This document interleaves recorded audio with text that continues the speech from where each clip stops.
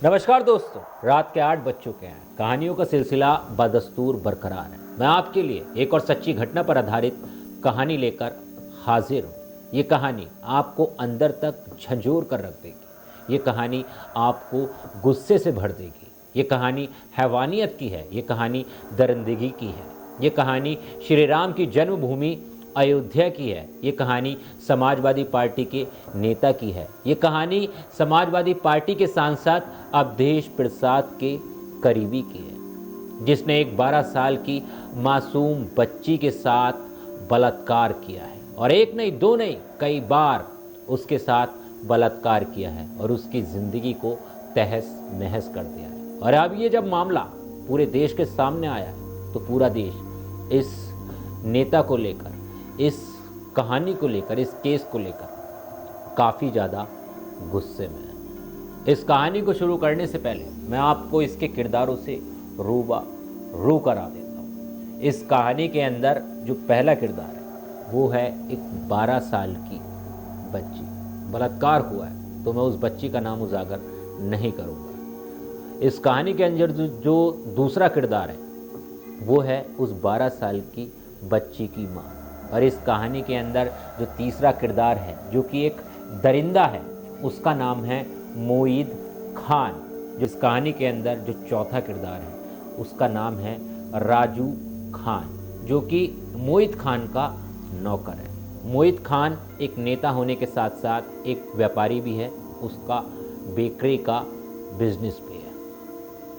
अब ये कहानी शुरू होती है आज से 2.5 महीने पहले। एक परिवार होता है। उस परिवार के अंदर 4 बेटियां होती हैं, एक बेटा होता है, एक माँ होती है, जो कि बेहद ही ज़्यादा गरीबी से जूझ रहे होते हैं। मुफलसी में उनका जीवन चल रहा होता है। गुर्बत में वो रह रहे होते हैं, बेहद ज़्यादा गरीब होते हैं। दिन रात अपने जीवन को यापन करने के लिए वो कठिन परिश्रम कर रहे होते हैं। और तकरीबन 2 साल पहले जो परिवार का मुखिया होता है उसकी भी मौत हो चुकी होती है। यानी जो बच्चियों का पिता होता है वो इस दुनिया में नहीं होता है। सिर्फ 4 बेटियां होती हैं, एक की उम्र 12 साल होती है और बाकी जो बेटियां होती हैं वो भी नाबालिग की होती है और बेटा भी नाबालिग ही होता है। और जो होती है, जो उनका जीवन चला रही होती है, जो उन्हें पाल रही होती है, वो होती है सिर्फ उनकी माँ। अब 2 साल पहले जब पति का इंतकाल हो चुका होता है, पति मर चुका होता है, तो अब गरीब के पास इतनी फुर्सत भी नहीं होती कि वो मातम मना पाए। अभी ठीक से मातम भी नहीं मनाया था, मगर माँ अपने जीवन को चलाने के लिए, अपने बच्चों को कुछ समाज में अच्छा देने के लिए, कुछ उनके लिए बेहतर करने के लिए फिर से काम की तलाश में निकल जाती है। अब काम की तलाश में जब वो निकलती है तो वो तमाम लोगों से जाके बात करती है कि भाई मुझे काम चाहिए, मुझे अपने बच्चों को खाना खिलाना है, मुझे अपने बच्चों का पढ़ाई लिखाई करानी है, मुझे काम चाहिए। तो ऐसे करते करते वो काम की तलाश में उसे काम मिल जाता है। अब काम मिल जाता है उसे खेत में काम करने का, यानी धान की रुपाई करने का। खेत में जो धान वगैरह लगते हैं, जो चावल वगैरह लगते हैं, उसका काम मिल जाता है और वो एक मज़दूर के तौर पर काम करना शुरू करती है। धीरे धीरे काम करती रहती है। अब देखते ही देखते काफ़ी समय बीत जाता है। 1 साल 1.5 साल निकल जाता है। पति की तो मौत पहले ही हो चुकी होती है, लेकिन अब उसके बच्चे बड़े होने लगते हैं। जब बच्चे बड़े होने लगते हैं तो वो देखती है कि साथ में अपनी बेटियों को भी अपने साथ ले जाए। एक तो उसके साथ सुरक्षित रहेंगी, फिर ऊपर से कुछ काम करेंगी तो 4 पैसे घर में भी आएंगे, अच्छा जीवन चलना शुरू हो जाएगा। तो वो अपनी बच्चियों को भी अपने साथ ले जाना शुरू कर देती है। अब बच्ची भी लगातार मेहनत मजदूरी कर रही होती हैं, खेतों में काम कर रही होती हैं। और अभी 2.5 महीने पहले की ये घटना है। जो उसकी बड़ी बेटी होती है, जिसकी उम्र 12 साल होती है, वो एक दिन जब खेत में काम कर रही होती है और खेत में काम करने के बाद जब वो अपने घर की तरफ जा रही होती है तो उसे एक इंसान मिलता है जिसका नाम राजू खान होता है। अब राजू खान उस लड़की से आकर कहता है कि तुम्हें मोहित खान बुला रहा है। अब मोहित खान का पूरे एरिया में पूरे इलाके में काफ़ी ज़्यादा चर्चित व्यक्ति होता है, काफ़ी ज़्यादा उसका एक तरीके से कहें तो लोग उसे जानते हैं, काफ़ी ज़्यादा उसका आसपास के एरिया में खौफ भी होता है, क्योंकि समाजवादी पार्टी का नेता है, नगर अध्यक्ष है इलाके का, तो हर कोई उसे जानता है और उसका काफ़ी दबदबा इलाके में होता है। अब जब राजू लड़की से ये बात कहता है कि तुम्हें मोहित खान बुला रहा है, तो फिर लड़की इनकार नहीं कर पाती है। वो राजू के साथ में मोहित खान के पास में चली जाती है। मोहित खान उस लड़की को अपने पास बिठाता है। अब मोहित खान देखने में काफ़ी ज़्यादा बुजुर्ग सा है। अभी स्क्रीन पर आपको ये उसकी तस्वीर भी दिख रही होगी, यही वो दरिंदा है जिसका नाम मोहित खान है। अब देखने में आप देख ही सकते हैं कि किस तरह से, क्या इसकी उम्र होगी, तकरीबन 50 के करीब इसकी उम्र लग रही है। अब ये अधेड़ उम्र का व्यक्ति उस 12 साल की बच्ची को अपने पास बिठाता है, उसे बिस्कुट खिलाता है। बिस्कुट खिलाने के बाद उससे कहता है कि तुम अपने सारे कपड़े उतारो, और उस पर एकदम से झपट पड़ता है, उसे पकड़ लेता है। लड़की सहम जाती है, रोने लगती है, चिल्ला नहीं पाती है, मगर सिसकियाँ भरने लगती है। अब लड़की के साथ जब वो कहता है कि तुम अपने कपड़े उतारो, तो लड़की इसका विरोध करती है, मना करती है कि मैं कपड़े नहीं उतारूंगी। मगर मोहित खान जो है उस लड़की से कहता है कि अगर तुमने मेरी बात नहीं मानी तो फिर मैं तुम्हारी माँ को आके मार दूंगा। अब लड़की को ये बात बहुत अच्छे से पता होती है कि मोहित खान जो है इसका क्षेत्र के अंदर काफ़ी ज़्यादा दबदबा है, तो लड़की के मन में डर बैठ जाता है कि कहीं ये सच में मेरी माँ को मार न दे। अब जैसे ही उसके मन में ये बात बैठती है तो फिर वो मोहित खान की बातों में एग्री हो जाती है, और जो भी मोहित खान की इच्छा होती है वो कहती है कि ठीक है। अब मोहित खान उस लड़की के एक एक करके कपड़े उतरवाता है। कपड़े उतरवाने के बाद उसके साथ बलात्कार करता है, उसके साथ रेप करता है, दरिंदगी करता है, हैवानियत की सारी हदें जो है वो पार कर देता है। अब ऐसा जब उसके साथ हो जाता है, लड़की काफ़ी ज़्यादा रोती हुई वहाँ से काफ़ी ज़्यादा सहमी हुई अपने कपड़े वगैरह पहनती है और चली जाती है। घर पहुँचती है तो माँ उससे पूछती है कि तुम कहाँ थी, कहाँ रह गई थी, आने में देर कैसे हो गई। लेकिन मोहित खान ने उस लड़की से रेप करने के बाद ये कह दिया था कि अगर तूने इस बात का जिक्र किसी से भी किया तो मैं तुझे भी मार दूंगा और तेरी माँ को भी मार दूंगा। अब लड़की अपनी जान बचाने के लिए, अपनी माँ की जान बचाने के लिए इस बात का जिक्र जो है वो अपनी माँ से भी नहीं करती है, और वो कह देती है कि मैं किसी सहेली के साथ चली गई थी घूमने, इसलिए मुझे देरी हो गई। अब लड़की काफ़ी ज़्यादा दर्द में होती है, काफ़ी ज़्यादा परेशान हो रही होती है, काफ़ी ज़्यादा बेचैन होती है अंदर से, क्योंकि उसने अपने साथ हैवानियत झेली होती है। मगर अपनी जान बचाने के लिए, अपनी माँ की जान बचाने के लिए वो इस दर्द को किसी से बयां भी नहीं कर पाती है। अगला पूरी रात निकल जाती है, अगला दिन होता है। अब अगले दिन लड़की फिर से दर्द में तड़पती हुई बेचारी, एक दिन पहले उसके साथ बलात्कार हुआ, मगर अगले दिन फिर वो उठती है और दर्द में, गरीब होने के कारण फिर से अपने काम पर निकल जाती है, खेतों में निकल जाती है, काम करती है। अब जब वो काम कर रही होती है तो उसे राजू फिर से आकर मिलता है। अब जैसे ही उसे राजू आकर मिलता है तो वो राजू को देखकर भागने लगती है। अब जब राजू के देखकर वो भागने लगती है तो राजू उसके पीछे पड़ जाता है, और पीछे पड़ने के बाद उसे रोक लेता है। अब वो लड़की उससे कहती है कि मैं उस जगह पर दोबारा नहीं जाऊंगी, मैं मोहित खान के पास दोबारा नहीं जाऊंगी, वो अच्छा इंसान नहीं है। तो राजू कहता है कि रुक तो जा, उसके पास मत जाना, तू एक बार मेरी बात सुन ले। लड़की बात सुनती है। वो लड़की को फ़ोन के अंदर एक वीडियो दिखाता है। अब वो वीडियो वही होती है जो एक दिन पहले उसके साथ घटना घटी होती है, यानी उसके बलात्कार की वीडियो होती है जो मोहित खान ने उसके साथ किया था। अब जैसे ही लड़की के सामने ये वीडियो आती है और राजू वीडियो दिखाता है तो लड़की और ज़्यादा परेशान हो जाती है। अब राजू कहता है कि अगर तूने मेरी बात नहीं मानी तो फिर ये वीडियो मैं सोशल मीडिया पर वायरल कर दूँगा और इस वीडियो को मैं पूरे गांव को दिखा दूँगा। अब लड़की बदनामी की वजह से डर की वजह से राजू की बात मान जाती है। अब मोहित खान के पास जो है वो नहीं जाती, मगर उसे राजू अपने साथ ले जाता है एक सुनसान जगह पर। एक दिन पहले जो उसके साथ हैवानियत मोहित खान ने की थी, अगले ही दिन वही हैवानियत यानी उस लड़की का बलात्कार राजू करता है। अब राजू भी उस लड़की के साथ रेप की घटना को अंजाम देता है, हैवानियत करता है। अब ऐसे ही सिलसिला शुरू हो जाता है, कभी मोहित खान, कभी राजू, कभी मोहित खान, कभी राजू, कभी डरा के, कभी धमका के, कभी जान से मारने की धमकी देके, तो कभी वीडियो दिखा के वो दोनों बारी बारी उस लड़की का इस्तेमाल करना शुरू कर देते हैं और उसका जीवन जो है वो ख़राब कर डालते हैं और उसके शरीर को निचोड़ देते हैं, यानी उसकी इज्जत को तार तार कर देते हैं और लगातार उसके साथ दरिंदगी को, हैवानियत को, वारदात को वो लगातार अंजाम देते जा रहे होते हैं। अब ऐसा करते करते तकरीबन 2.5 महीने बीत जाते हैं। जब 2.5 महीने बीत जाते हैं तो एक दिन लड़की के पेट में दर्द होता है।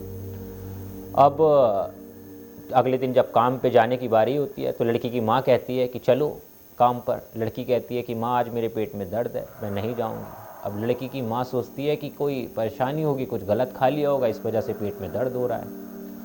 मगर लड़की के पेट का दर्द बंद नहीं होता है। सुबह से शाम हो जाती है, अगला दिन आ जाता है। लड़की की माँ काफ़ी सारी देसी दवाइयाँ वगैरह जो नुस्खे होते हैं वो देती है, लेकिन कोई असर नहीं होता है। फिर लड़की की माँ उसे एक पास ही के सरकारी अस्पताल में लेके जाती है। बताती है कि मेरी लड़की के कल से पेट में दर्द हो रहा है। लड़की की उम्र 12 साल होती है। डॉक्टर उसे ठीक से देखता है। देखने के बाद कहता है कि इसका अल्ट्रासाउंड कराना पड़ेगा। अब गरीब तो होते ही हैं। लड़की की माँ कहती है कि मैं कहीं से भी पैसे का इंतज़ाम करूँगी, आप इसका अल्ट्रासाउंड कीजिए, इसका चेकअप कीजिए। अब जैसे अल्ट्रासाउंड होता है तो अल्ट्रासाउंड में जो सामने आता है उसे देखने के बाद डॉक्टर भी हैरान, उसकी माँ भी हैरान कि ये हुआ तो हुआ कि कैसे, किसने किया ये। क्योंकि लड़की जो है वो प्रेग्नेंट हो जाती है, लड़की के पेट में एक बच्चा पल रहा होता है। अब जब लड़की की माँ को ये बात पता चलती है तो लड़की की माँ सोचती है कि मेरी बेटी के अंदर खोट है, मेरी बेटी का किसी के साथ अफेयर है। वो उसे मारती है, पीटती है, पूछती है कि बता तूने किसके साथ किया है ये सब, तू प्रेग्नेंट कैसे हो गई, कौन है वो इंसान जिसके साथ तेरे संबंध हैं। अब जब ज़्यादा ही लड़की को मारा पीटा जाता है तो फिर लड़की दबी आवाज़ में कहती है कि माँ मेरा किसी के साथ संबंध नहीं है, मेरे साथ ये गलत काम किया है और वो किया है मोहित खान ने और उसके नौकर राजू ने। और एक नहीं दो नहीं कई बार पिछले 2-2.5 महीने से वो लगातार मेरे साथ ये गलत काम करते आ रहे हैं। अब जैसी लड़की की माँ को ये बात पता चलती है, लड़की की माँ के पैरों के नीचे से ज़मीन खिसक जाती है। वो समझ जाती है कि मेरी बच्ची का जीवन खराब कर दिया है, मेरी बच्ची के साथ बलात्कार हुआ है। वो तुरंत पुलिस के पास दौड़ी जाती है, पुलिस के पास जाके शिकायत करती है। वो पहुंचती है पूरा कलंदर एक जगह है, वहाँ ये जो पूरा एक थाना लगता है, ये पूरा कलंदर थाना है, वहाँ पर पहुँचती है। अब यहाँ के थाना अध्यक्ष से जाकर कहती है कि मेरी बेटी के साथ बलात्कार हुआ है। तो उसकी बात पर, उसकी माँ की बात पर ध्यान नहीं दिया जाता है। अमूमन देखा भी यही जाता है कि पुलिस वाले गरीब आदमियों के साथ कैसे ट्रीट करते हैं, वो साफ तौर पर चौकी में नज़र आता है। उनकी बात पर एकदम से अमल नहीं किया जाता है, काफ़ी ज़्यादा उन्हें घुमाया फिराया जाता है। फिर जाके जब दबाव पड़ता है तो उनकी सुनवाई होती है और वही सब कुछ उसे झेलना पड़ता है। कि उसकी माँ के साथ भी पुलिस वाले यही कहते हैं कि नहीं ऐसा नहीं है, उसे घुमाते हैं फिराते हैं। लेकिन वहीं पर जो है जब उसकी पुलिस चौकी में सुनवाई नहीं होती है तो उसे एक सामाजिक कार्यकर्ता मिल जाती हैं जिनका नाम होता है मंजू निषाद। अब मंजू निषाद को ये सारी घटना पता चलती है। मंजू निषाद सामाजिक कार्यकर्ता होती हैं। वो पुलिस स्टेशन में पहुंचती हैं। पुलिस स्टेशन में जाकर पुलिस से बात करती हैं कि लड़की के साथ बलात्कार हुआ है, क्या प्रूफ की ज़रूरत है, क्या सबूतों की ज़रूरत है, लड़की के पेट में बच्चा पल रहा है, पास्को एक्ट के तहत मामला दर्ज होना चाहिए। तो पुलिस जो है थोड़ा सा दबाव में आती है और फिर वो एक बात कहती है। वो कहती है कि मोहित खान का नाम आप इस केस में से हटा दीजिए और हम राजू खान को जो है सज़ा दिलवा देंगे। अब पूछा जाता है कि मोहित खान का नाम क्यों हटा दीजिए, जबकि असली आरोपी तो वही है, असली गुनहगार तो वही है। अब यहाँ देखिए पुलिस की लीला कि पुलिस कितनी ज़्यादा मतलबी हो गई है, कितनी ज़्यादा स्वार्थी हो गई है कि एक 12 साल की बच्ची के साथ एक समाजवादी पार्टी के नेता ने बलात्कार किया है और उसी नेता का नाम पुलिस हटाने के लिए कह रही है। और वो इसलिए कह रही है क्योंकि अवधेश प्रसाद जो कि अयोध्या के सांसद हैं, मोहित खान उनका करीबी बताया जाता है। सोशल मीडिया पर अब कई फोटो अवधेश प्रसाद के साथ मोहित खान की आ भी रही है। और पुलिस वाले ये भी कहते हैं कि समाजवादी पार्टी का नगर अध्यक्ष है, मामला राजनीतिक हो जाएगा, बड़ा हो जाएगा, इसीलिए इसका नाम हटवा दीजिए और हम राजू को पकड़कर सज़ा दिलवा देंगे। लेकिन उसकी माँ जो है वो नहीं मानती है। उसकी माँ कहती है कि सज़ा तो मैं असली आरोपी को दिलवाऊंगी और राजू को भी दिलवाऊंगी जो उसके साथ इस पूरी घटना में शामिल था, क्योंकि दोनों ने ही मेरी बच्ची के साथ में बलात्कार किया है। मंजू निषाद जो कि सामाजिक कार्यकर्ता हैं वो भी अड़ जाती है। अब जब कहीं सुनवाई नहीं होती है तो फिर उसकी माँ जो है वो मदद की गुहार लगाते लगाते एसपी ऑफिस पहुंच जाती है। अब जब एसएसपी ऑफिस पहुंचती हैं, एसएसपी ऑफिस में ये सारा मामला जो है एसपी साहब को बताया जाता है, तो वो थोड़ा सा गंभीरता से इस मामले को देखते हैं और उन्हें लग जाता है कि मामला थोड़ा बड़ा हो सकता है, राजनीतिक मामला है। तो वो जो हैं तुरंत से थाना अध्यक्ष को जो है इस मामले में एफआईआर दर्ज करने का निर्देश देते हैं और मामले की एफआईआर दर्ज कराते हैं। अब ये मामला जो है बड़ी शांतिपूर्णता से निपटाने की कोशिश की जा रही थी, मगर ये मामला मीडिया में आ जाता है। और जब मीडिया में आ जाता है और समाजवादी पार्टी का नेता जो होता है उस पर बलात्कार का आरोप होता है तो काफ़ी ज़्यादा सुर्खियों में भी छा जाता है। और फिर अवधेश प्रसाद जो कि सांसद हैं, उनका करीबी भी है, तो और ज़्यादा तूल पकड़ लेता है। और 1 तारीख को उत्तर प्रदेश के सीएम योगी आदित्यनाथ इस मामले को सदन में भी उठाते हैं और मुखर होकर उठाते हैं और बताते हैं कि देखिए किस तरह से समाजवादी पार्टी के राज में होता है, पहले भी होता था और अब भी हो रहा है। तो ये मामला सदन में भी उठाया जाता है, काफ़ी ज़्यादा तूल पकड़ लेता है।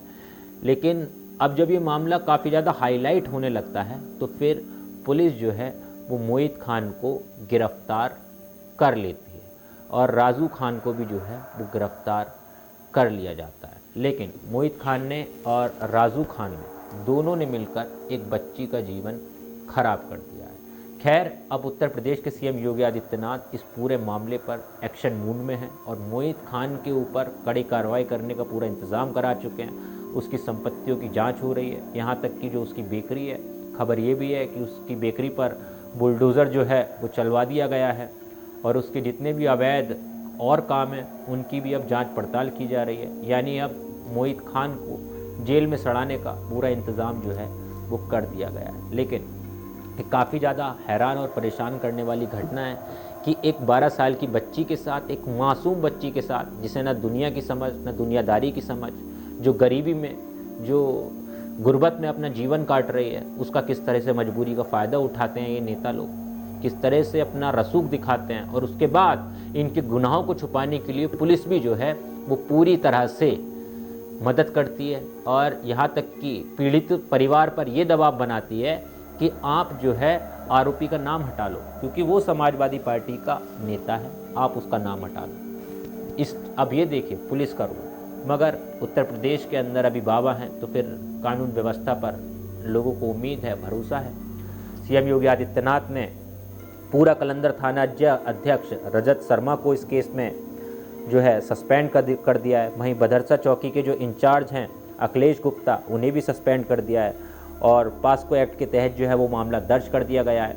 मोहित खान और राजू खान अब सलाखों के पीछे हैं और एसएसपी राजकरण नेयर जो हैं वो पूरी तरह से इस पूरे मामले को देख रहे हैं और हर एंगल से अब जांच की जा रही है और मोहित खान के कर्मों को जो है वो अब खंगाला जा रहा है। जो उसके पुरानी करतूतें हैं उन्हें भी अब निकाला जा रहा है और अब मोहित खान जो है उनका तो योगी आदित्यनाथ क्या ही करेंगे, क्योंकि वो मामला काफ़ी ज़्यादा तूल पकड़ चुका है। वो सब आने वाले समय में पता ही चल जाएगा। लेकिन यहाँ पर पुलिस पर एक बड़े सवाल उठते हैं कि इस तरीके से मामले दबाने की कोशिश कोई कैसे कर सकता है।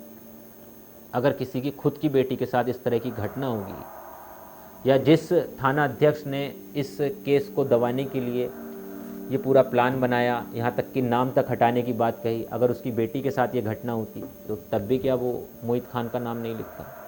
एक बड़ा सवाल है। पुलिस प्रशासन पर भी सवाल उठ रहा है। लेकिन मोहित खान ने हैवानियत की सारी हदों को पार कर दिया है। दरिंदगी की है और अयोध्या श्री राम की जन्मभूमि के अंदर इस तरह की वारदात को अंजाम दिया। खैर, इस मामले पर आपकी क्या राय है, आप क्या सोचते हैं, एक बार कमेंट में ज़रूर बताना। अगर आपको इसी तरह की क्राइम की स्टोरीज पसंद है तो मेरे साथ जुड़े रहना। मैं रोज़ रात को 8 बजे सच्ची घटना पर आधारित आपके लिए एक नई कहानी लेकर आता हूँ। मिलता हूँ आपसे किसी और वीडियो में। जय हिंद।